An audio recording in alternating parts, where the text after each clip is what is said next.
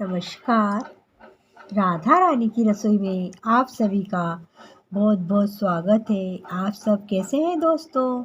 आप सभी को सर्वप्रथम दिवाली पर्व की बहुत बहुत शुभकामना। यह दिन आपके लिए मंगलमय हो और आप बहुत ही खुशी से दिवाली का त्यौहार मनाएं। हिंदू पंचांग के अनुसार धनतेरस का त्यौहार हर वर्ष कार्तिक माह के कृष्ण पक्ष की त्रयोदशी तिथि पर मनाया जाता है। धनतेरस इसे धन त्रयोदशी या धनतेरस जयंती भी कहते हैं। 5 दिवसीय दीपावली का पहला दिन होता है। यह धनतेरस के दिन से ही दिवाली का त्यौहार आरंभ हो जाता है। साथ ही मान्यता यह है कि इस तिथि पर आयुर्वेद के भगवान जनक धन्वंतरी समुद्र मंथन से अमृत कलश लेकर प्रकट हुए थे। इसी कारण हर वर्ष धनतेरस पर बर्तन खरीदने का परंपरा चली आ रही है और निभाई जाती है।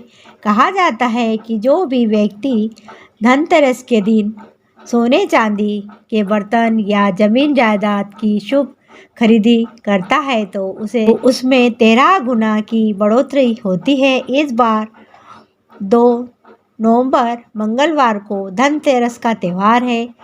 धनतेरस 2021 तिथि और शुभ मुहूर्त धनतेरस का मुहूर्त है 2021 2 नवंबर मंगलवार मुहूर्त है शाम 6:18 से लेकर रात के 8:11 तक। धनतेरस के दिन आप खरीदी की अवधि है 1 घंटे 52 तक और प्रदोष का 17:35 से 20:11 तक रहेगा।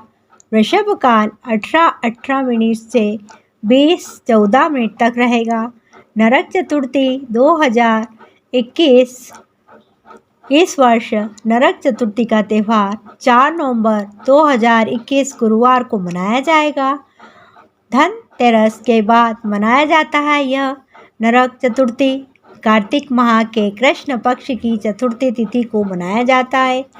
नरक चतुर्थी को कई और नामों से भी जाना जाता है।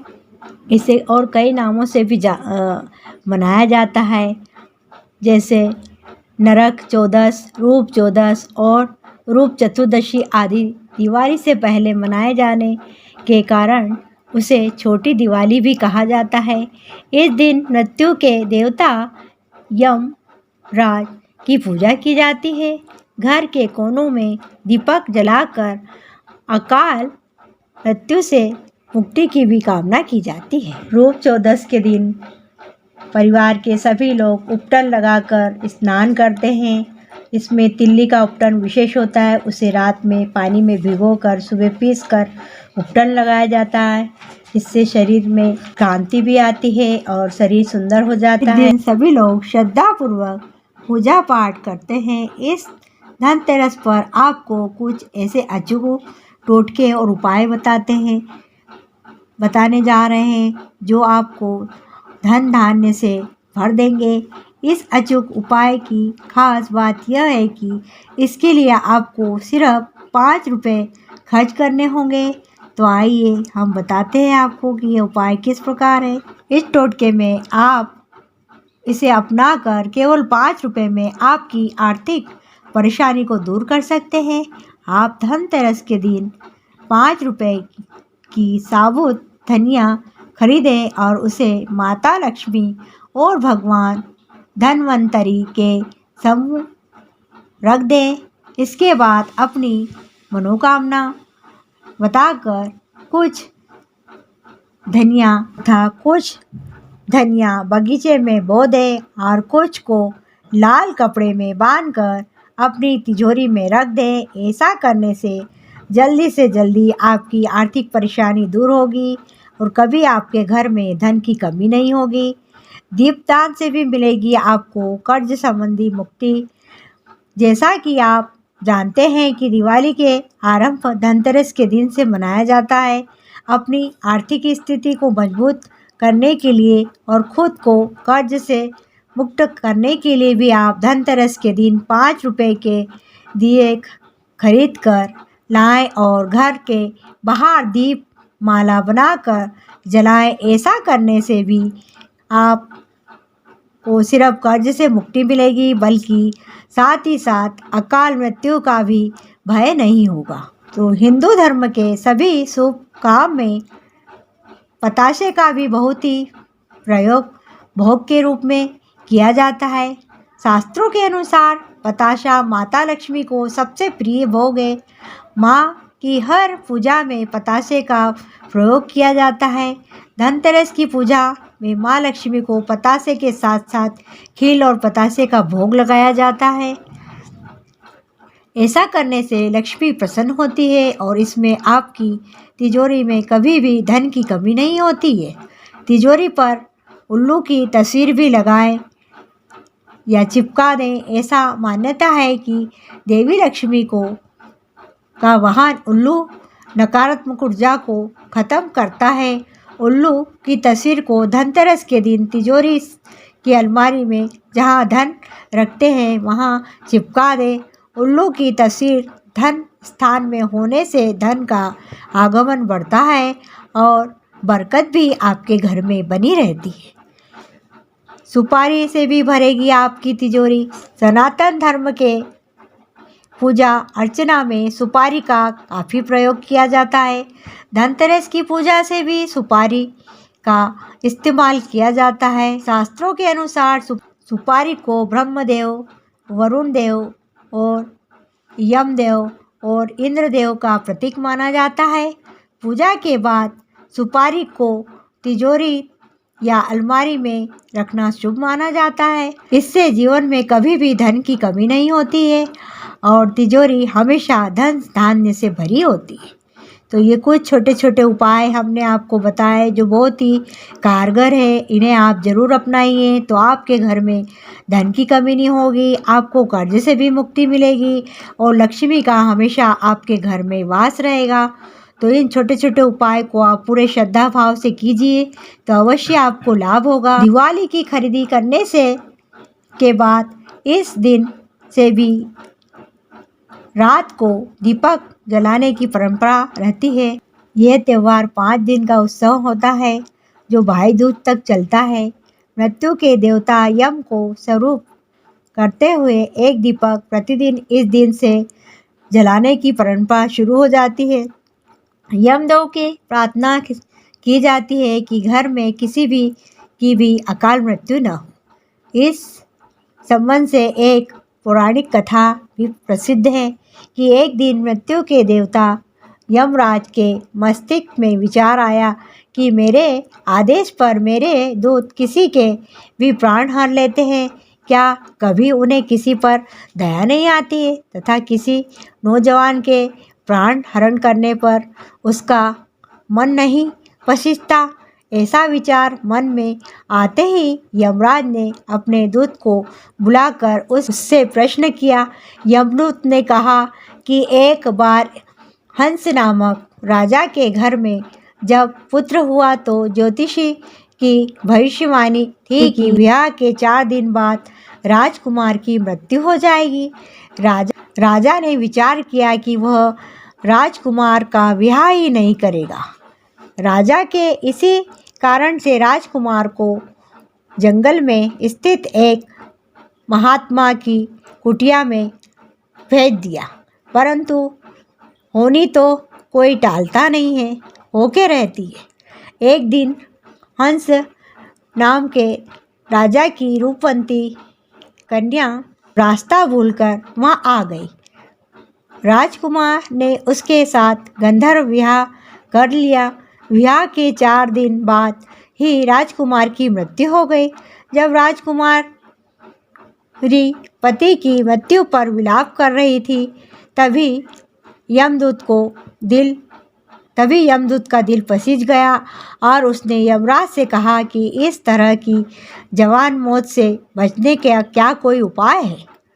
यह प्रश्न सुनकर यमराज ने कहा कि जो व्यक्ति कार्तिक मास के कृष्ण पक्ष की त्रयोदशी के दिन मेरे नाम का दीपक सच्चे मन से जलाएगा उसके परिवार में कभी भी अकाल और जवान मृत्यु नहीं होगी। इसी कारण से धनतेरस की रात से ही यम नाम का दिया जलाया जाता है और यह 5 दिन तक, भाई दूज तक, पड़वा, नरक चौदस 5 दिन तक इस दिए को जलाया जाता है।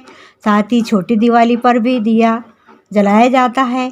अकाल मृत्यु पर रक्षक यम दीपक। धनतेरस की रात जिस घर में दीपक जलाया जाता है उस पर भी अकाल मृत्यु का भय नहीं होता है, जवान मृत्यु भी से भी रक्षा हो जाती है। और यदि दीपक में एक साबुत लौंग डाल दी जाए तो घर के में आएगा इतना धन कि आप 7 पीढ़ी तक चलेगा। इस दीप को घर के मंदिर में हनुमान जी के समक्ष प्रज्वलित करें और उनकी आरती करें। इसके अतिरिक्त ध्यान रखें कि दीपक खंडित न हो।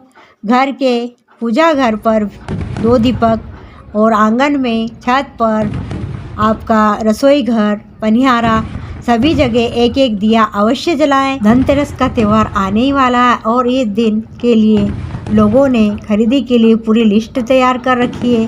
धनतेरस पर सोने चांदी की चीज़ें, बर्तन, झाड़ू और धनिया खरीदना बहुत ही शुभ माना जाता है। लेकिन क्या आप जानते हैं कि इस दिन कुछ चीज़ों को खरीदना अशुभता का प्रतीक समझा जाता है?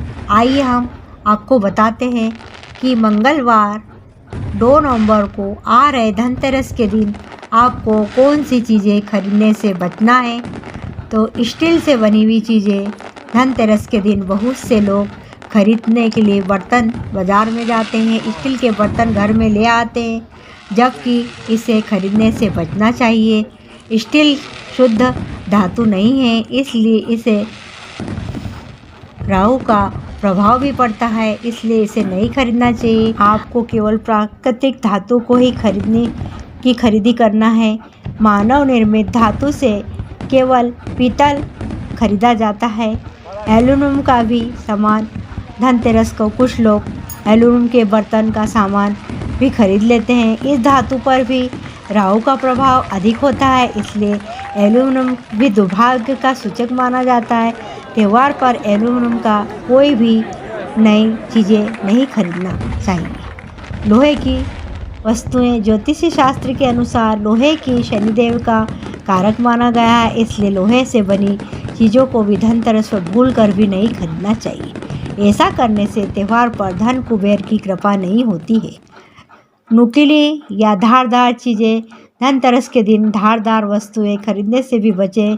इस दिन चाकू, कैंची, पिन, सुई या कोई ऐसी धारदार सामान खरीदने से सख्त परहेज करना चाहिए। धनतेरस पर इस चीज़ों को खरीदने से शुभ नहीं माना जाता है।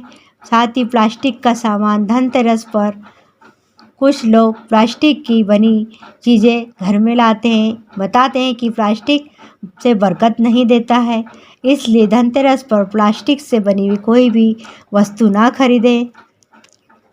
चीनी मिट्टी के बर्तन धनतेरस पर सेरामिक चीनी मिट्टी से बने हुए बर्तन या गुलदस्ता आदि खरीदने से बचना चाहिए। इन चीज़ों से भी स्थापित नहीं रहता है, जिस घर में बरकत की कमी इससे घर में बरकत की कमी रहती है, इसलिए सिरेमिक से बनी चीज़ें भी बिल्कुल ना खरीदें।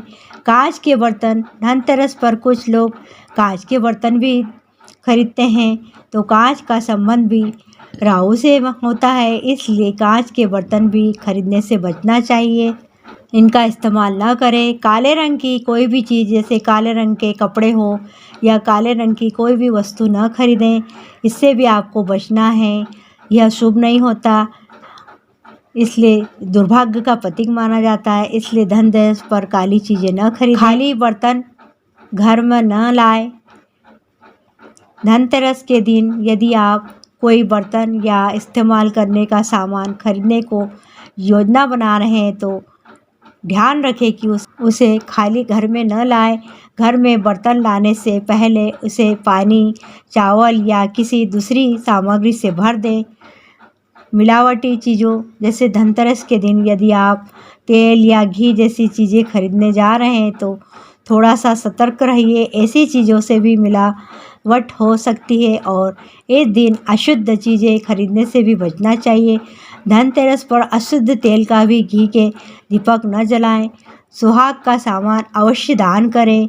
ब्याह का उपाय है कि आपका अगर ब्याह नहीं हो रहा है और निरंतर आपके ब्याह में रुकावट आ रही है, कोई न कोई वजह से आपकी शादी नहीं हो पा रही है, या तो आप ये छोटा सा उपाय कर लीजिए, आपका ब्याह अवश्य होके रहेगा। आप ब्याह के लिए सुहाग की सामग्री अवश्य दान दीजिए दिवाली के दिन, तो आपका ब्याह में जो भी बाधा या रुकावट आ रही वो अवश्य दूर हो जाएगी और आपके ब्याह के योग बन जाएंगे। तो आप ये छोटा सा काम मेरे दोस्तों, मेरे भाइयों बहन कर लीजिए, फिर देखिए आप का चमत्कार। तो हमने आपको कुछ छोटे छोटे उपाय बताए कि दिवाली पे कौन सी चीज़ खरीदें, कौन सी चीज़ न खरीदें, जो कौन सी शुभ होती है, कौन सी अशुभ। ये हमारी जानकारी और हमारा यह वीडियो आपको अच्छा लगे तो प्लीज़ वीडियो को लाइक करें। अगर आप चैनल पर नए हैं तो प्लीज़ सब्सक्राइब अवश्य करें। साथ ही बेल आइकन को भी प्रेस करें और अंत में प्यारी प्यारी कमेंट करें। कमेंट में लिखिए जय लक्ष्मी माता की, जय गणपति बाबा की, जय भोले बाबा की। सबकी मनोकामना पूर्ण करें। फिर मिलती हूँ एक नए उपाय वीडियो के साथ। तब तक के लिए बाय, धन्यवाद, टेक केयर।